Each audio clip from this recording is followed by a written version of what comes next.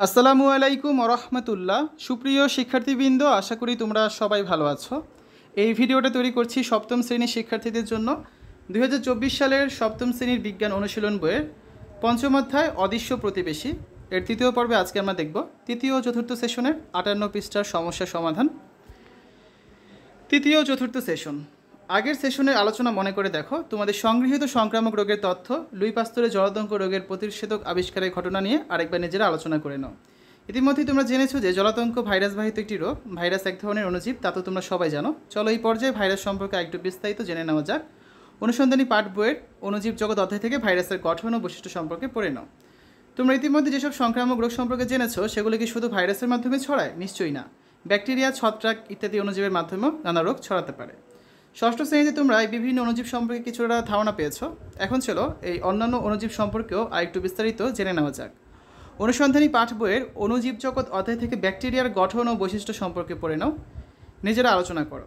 একইভাবে অন্যান্য অণুজীব যেমন ছত্রাক, শৈবাল, অ্যামিবা, অ্যান্টামিবা এদের সম্পর্কেও জেনে নাও। দলে বসে এদের সম্পর্কে পড়ে নাও এবং আলোচনা করো। এবার ভেবে দেখো তো, অণুজীব কি শুধুই আমাদের রোগ ছড়ায়? এরা কি শুধুই মানুষের ক্ষতির কারণ? নিশ্চয়ই না। তোমরা এর মাঝে অণুজীবের বিভিন্ন উপকারিতা সম্পর্কেও জেনেছ। নিজেরা আলোচনা করে প্রকৃতিতে অণুজীবের ভূমিকা কী, এমনকি এরা মানুষের উপকারে কীভাবে আসে সে বিষয়ে মতামত তৈরি করো। এতক্ষণে নিশ্চয়ই বুঝতে পারছো অণুজীবেরা মানুষের মতোই প্রকৃতির সন্তান, প্রকৃতির অংশ। পৃথিবীতে কোনো অণুজীব না থাকলে কি পৃথিবীর টিকে থাকতে পারতো? তোমাদের কি মনে হয়? তো আসলে প্রশ্নগুলোর উত্তর দেখি আমরা। প্রশ্ন 1, ভাইরাসের গঠন ব্যাখ্যা করো। ক্ষমতাসম্পন্ন অণুবীক্ষণ যন্ত্র ছাড়া ভাইরাসকে দেখা যায় না। ভাইরাস গোলাকার, দণ্ডাকার, ব্যাঙাচির মতো ইত্যাদি আকৃতির হতে পারে। ভাইরাসকে অণুজীব হিসেবে বিবেচনা করলেও এগুলোর আসলে স্বাধীন জীবন নেই। পরিবেশে এগুলো থাকে নির্জীব কণা হিসেবে, কিন্তু অন্য কোনো জীবের কোষে প্রবেশ করার পর ভাইরাস জীবের মতো আচরণ করতে পারে। ভাইরাসের দেহে কোষ প্রাচীর, সুসংগঠিত নিউক্লিয়াস, সাইটোপ্লাজম ইত্যাদি কিছুই নেই, তাই ভাইরাস দেহকে অকোষীয় বলা হয়। এগুলো শুধু আমিষ, আবরণ ও নিউক্লিক অ্যাসিড নিয়ে গঠিত। এগুলোর আমিষ আবরণ থেকে নিউক্লিক অ্যাসিড বের হয়ে গেলে এগুলোর জীবনের সকল লক্ষণ হারিয়ে ফেলে। তবে অন্য জীবকোষে প্রবেশের পর যখনই সেগুলো প্রোটিন আবরণ ও নিউক্লিক অ্যাসিডকে একত্র করতে পারে তখন এগুলো জীবনের সব লক্ষণ ফিরে পায়। অর্থাৎ জীবিত জীবদেহ ছাড়া বা জীবদেহের বাইরে এগুলোর জীবনের কোনো লক্ষণ দেখা যায় না। এ কারণেই ভাইরাস প্রকৃত পরজীবী। দ্বিতীয় প্রশ্নটা ছিল ব্যাকটেরিয়ার গঠন বর্ণনা করো। ব্যাকটেরিয়া হলো আদি নিউক্লিয়াসযুক্ত অসবুজ এককোষী অণুবীক্ষণিক জীব, অর্থাৎ এগুলোর অণুবীক্ষণ যন্ত্র ছাড়া দেখা যায় না। বিজ্ঞানী অ্যান্টনি ফন লিউয়েনহুক সর্বপ্রথম অণুবীক্ষণ যন্ত্র ব্যবহার করে ব্যাকটেরিয়া দেখতে পান। ব্যাকটেরিয়া কোষ গোলাকার, দণ্ডাকার, কমা আকার, প্যাঁচানো ইত্যাদি ধরনের হতে পারে। ব্যাকটেরিয়া সরল অণুবীক্ষণিক জীব হলেও সেগুলোর কিন্তু একটি সুগঠিত কোষীয় গঠন রয়েছে। এসব কোষের এমন কিছু বৈশিষ্ট্য রয়েছে যা প্রকৃত কোষী বা অকোষীয় অন্য জীবে পাওয়া যাবে না। ব্যাকটেরিয়া আদিকোষী জীব, এর অর্থ এসব কোষের নিউক্লিয়াস বা কেন্দ্রিকা সুগঠিত নয়। একটি আদর্শ নিউক্লিয়াসের নিজস্ব পর্দা থাকে যা নিউক্লিয়াসটিকে কোষের অন্য অংশ থেকে পৃথক করে রাখে, কিন্তু ব্যাকটেরিয়ার ক্ষেত্রে এমনটা হয় না। সেগুলোর মূল নিউক্লিয়ার বস্তু তথা ডিএনএ কোষের প্রোটোপ্লাজমে অবস্থান করে। এগুলোকে নিউক্লিয়েট বলা হয়। ব্যাকটেরিয়ার কোষে মূল নিউক্লিয়ার বস্তু ছাড়াও বৃত্তাকার এক বা একাধিক ডিএনএ দিয়ে তৈরি গঠন থাকে। এগুলোকে বলা হয় প্লাজমিড।